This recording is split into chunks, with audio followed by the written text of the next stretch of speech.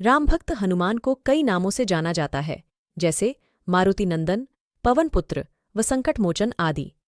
माना जाता है कि वह भगवान शिव के 11वें रुद्र अवतार थे और उनके जन्म का उल्लेख कई पौराणिक कथाओं में मिलता है।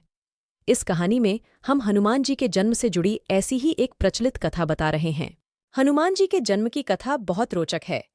वे माता अंजनी और वानर राज केसरी के पुत्र थे।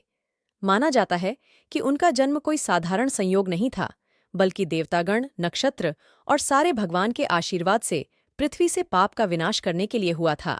मान्यताओं के अनुसार माता अंजनी को यह वरदान मिला हुआ था कि उनका होने वाला पुत्र शिव का अंश होगा।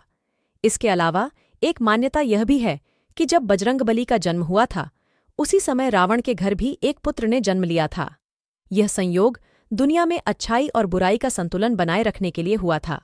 बात सतयुग की है, जब माता अंजनी एक जंगल में बैठकर पुत्र प्राप्ति के लिए भगवान शिव की पूजा कर रही थीं। वह हाथ जोड़कर और आंखें बंद करके आराधना में लीन थी। तभी उनकी सामने रखी कटोरी में एक फल आकर गिरा।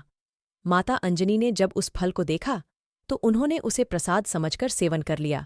दरअसल जब माता अंजनी जंगल में पूजा कर रही थी, तब वहां से दूर अयोध्या में राजा दशरथ भी पुत्र प्राप्ति के लिए शिव यज्ञ करवा रहे थे। इस हवन के बाद पंडित ने राजा दशरथ की तीनों रानियों को फल दिए, जिन्हें खाने से उन्हें पुत्र प्राप्ति हुई थी।